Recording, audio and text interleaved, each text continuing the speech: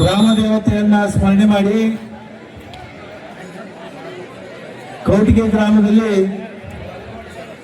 ಪ್ರತಿ ವರ್ಷದಂತೆ ಈ ವರ್ಷನೂ ಕೂಡ ಪರಮಾನಂದ ಜಾತ್ರೆಯ ನಿಮಿತ್ತವಾಗಿ ಹಮ್ಮಿಕೊಂಡಿರ್ತಕ್ಕಂಥ ಈ ಕಬಡ್ಡಿಯ ಪಂದ್ಯಾವಳಿಯ ಸಮಾರೋಪ ಸಭೆಯಲ್ಲಿ ಭಾಗವಹಿಸಿರ್ತಕ್ಕಂಥ ನಮ್ಮ ಹಿರಿಯರು ಆತ್ಮೀಯರು ಆಗಿರ್ತಕ್ಕಂಥ ಮಾಜಿ ಸಚಿವರಾದ ಎಸ್.ಕೆ. ಬೆಳವಡ್ಡಿ ಅವರೇ, ಮಾಜಿ ಜಿಲ್ಲಾ ವಿಧಾನ ಪರಿಷತ್ತಿನ ಸದಸ್ಯರು ಆತ್ಮೀಯರು ಆಗಿರ್ತಕ್ಕಂಥ ಜಿ.ಎಸ್. ನ್ಯಾಮಗೌಡರವರೇ, ಈಗ ತಾನೇ ಮಾತನಾಡಿ ತೆರಳಿರ್ತಕ್ಕಂಥ ಮಾಜಿ ಜಿಲ್ಲಾ ಪಂಚಾಯಿತಿಯ ಸದಸ್ಯರಾದ ಬಸವರಾಜ್ ಬಿರಾದರ್ ಅವರೇ, ನಾಗರಾಜ್ ಬಿರಾದರ್ ಅವರೇ, ಮಾದೇವ್ ಕಲ್ಲಟ್ಟಿ ಅವರೇ, ಡಾಕ್ಟರ್ ಕಾರೇಶ್ ನಾಗೋಜ್ ಅವರೇ, ಪರಮಾನಂದ ಗೌರೋಜ್ ಅವರೇ ಮತ್ತು ಈ ಕಬಡ್ಡಿಯ ಪಂದ್ಯಾವಳಿಯಲ್ಲಿ ಈಗ ತಾನೇ ವೇದಿಕೆಗೆ ಆಗಮಿಸಿರ್ತಕ್ಕಂಥ ಮಾಜಿ ಶಾಸಕರು ಆತ್ಮೀಯರು ಆಗಿರ್ತಕ್ಕಂಥ ಆನಂದ್ ನ್ಯಾಮಗೌಡರವರೇ, ಅವರಿವರೆನ್ನದೇ ಈ ಒಂದು ವೇದಿಕೆ ಮೇಲೆ ಆಸೀನರಾಗಿರ್ತಕ್ಕಂಥ ನಮ್ಮ ಎಲ್ಲ ಅಧಿಕಾರಿ ವರ್ಗದವರೇ, ಗುರು ಹಿರಿಯರೇ ಮತ್ತು ಈ ಪಂದ್ಯಾವಳಿಯನ್ನ ನೋಡಬೇಕು, ಇದಕ್ಕೆ ಪ್ರೋತ್ಸಾಹವನ್ನ ಕೊಡಬೇಕು ಅಂತಕ್ಕಂಥ ಒಂದು ಒಳ್ಳೆ ಮನಸ್ಸಿನಿಂದ ಬಂದಿರತಕ್ಕಂಥ ಎಲ್ಲ ಅಣ್ಣ ತಮ್ಮಂದಿರೇ ಮತ್ತು ಅಕ್ಕ ತಂಗಿಯರೇ, ಮಾಧ್ಯಮದ ಸ್ನೇಹಿತರೇ, ನನ್ನ ಪೂಜ್ಯ ರೈತ ಬಂಧುಗಳೇ, ನಾನು ಮೊದಲನೇದಾಗಿ ಕೌಟಿಗಿ ಗ್ರಾಮದ ಎಲ್ಲ ಹಿರಿಯರಿಗೆ ಮತ್ತು ಯುವಕರಿಗೆ ನಾನು ಅಭಿನಂದನೆಗಳನ್ನ ಈ ಸಂದರ್ಭದಲ್ಲಿ ಹೇಳಲಿಕ್ಕೆ ನಾನು ಬಯಸ್ತೀನಿ. ಯಾಕಂತಂದ್ರೆ ಕಬಡ್ಡಿ ಅಂತಕ್ಕಂಥದ್ದು ನಮ್ಮ ಗ್ರಾಮೀಣ ಕ್ರೀಡೆ. ಇದು ಪುರಾತನ ಕಾಲದಿಂದ ಬಂದಿರತಕ್ಕಂಥ ಇದೊಂದು ಕ್ರೀಡೆ. ಇದು ನಶಿಸಿ ಹೋಗಬಾರ್ದು, ಇದು ಶಾಶ್ವತವಾಗಿ ಇರಬೇಕು ಅಂತಕ್ಕಂಥ ಉದ್ದೇಶವನ್ನು ಇಟ್ಕೊಂಡು ಊರಿನ ಹಿರಿಯರೆಲ್ಲರೂ ಸೇರಿಕೊಂಡು ಪ್ರತಿ ವರ್ಷ ಈ ಒಂದು ಏನು ಕಬಡ್ಡಿಯ ಪಂದ್ಯಾವಳಿಯನ್ನು ಆಯೋಜನೆ ಮಾಡ್ತಾ ಇದ್ದೀರಿ. ಇದು ಒಳ್ಳೆ ಬೆಳವಣಿಗೆ ಅಂತಕ್ಕಂಥ ಮಾತನ್ನ, ಕಬಡ್ಡಿ ನಮ್ಮ ದೇಶದ ಅತ್ಯಂತ ಅಚ್ಚುಮೆಚ್ಚಿನ ಒಂದು ಕ್ರೀಡೆ. ಅದರಲ್ಲಿ ವಿಶೇಷವಾಗಿ ಗ್ರಾಮೀಣ ಪ್ರದೇಶದಲ್ಲಿ ಇರ್ತಕ್ಕಂಥ ನಮ್ಮ ಯುವಕರಿಗೆ ದುಶ್ಚಟದಿಂದ ದೂರ ಇರಲಿಕ್ಕೆ, ಶಾರೀರಿಕವಾಗಿ ಸದೃಢ ಆಗಲಿಕ್ಕೆ, ಒಳ್ಳೆಯ ಮನಸ್ಸನ್ನ ತಮ್ಮನ್ನು ತಾವು ಸೃಷ್ಟಿ ಮಾಡ್ಕೊಳ್ಳಿಕ್ಕೆ ಇದೊಂದು ಉತ್ತಮವಾಗಿರ್ತಕ್ಕಂಥ ಕ್ರೀಡೆ.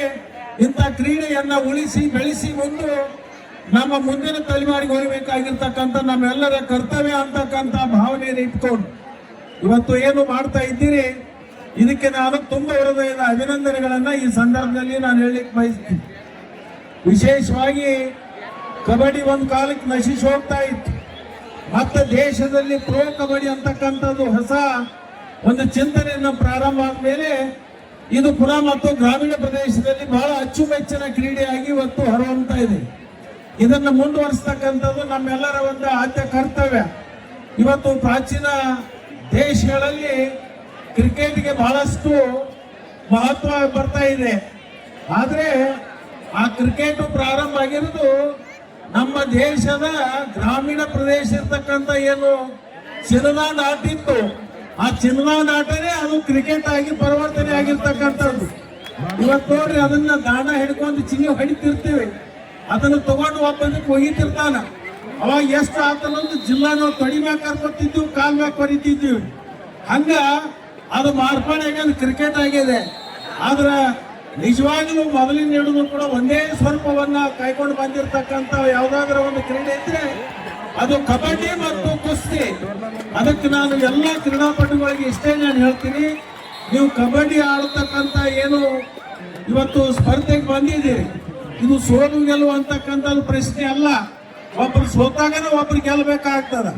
ಆದ್ರೆ ಇಂಥ ದೂರಿನ ರಾಜ್ಯದಿಂದ ಬಂದು ಇಲ್ಲಿ ಕರ್ನಾಟಕದಲ್ಲಿ ವಿಶೇಷವಾಗಿ ಕೃಷ್ಣಾ ತೀರದ ಪಕ್ಕದಲ್ಲಿ ಇಂಥ ಒಂದು ಪುಣ್ಯ ಭೂಮಿ ಒಳಗ ಆಟ ಆಡ್ಲಿಕ್ಕೆ ನಿಮಗೆ ಅವಕಾಶ ಸಿಕ್ಕಿದ್ದೆ ನಿಮ್ಮ ಸುದೈವ ಅಂತಕ್ಕಂಥದ್ದನ್ನ ನೀವು ಅರ್ಥ ಮಾಡ್ಕೋಬೇಕು. ನಿಮ್ಮ ಜೀವನದಲ್ಲಿ ದುಶ್ಚಟದಿಂದ ದೂರ ಇದ್ಕೊಂಡು ಒಳ್ಳೆಯ ಆಹಾರವನ್ನ ಸೇವನೆ ಮಾಡಿ ನೀವು ಪಿಜ್ಜಾ ಬರ್ಗರ್ ತಿಂದ್ರೆ ಇಲ್ಲಿ ಕುಸ್ತಿನೂ ಆಗೋದಿಲ್ಲ ಮತ್ತು ಕಬಡ್ಡಿನೂ ಆಗೋದಿಲ್ಲ. ಇಲ್ಲಿ ನೀವು ಕಬಡ್ಡಿ ಗೆಲ್ಲಬೇಕಂದ್ರೆ ಎಮ್ಮೆ ಹಾಲ ಕುಡಿಬೇಕು, ಆಕಳ ತುಪ್ಪನ ಕುಡಿಬೇಕು. ಅವಾಗ ಮಾತ್ರ ಕಬಡ್ಡಿ ಕುಸ್ತಿ ಆಗ್ಲಿಕ್ಕೆ ಸಾಧ್ಯ ಆಗ್ತದ.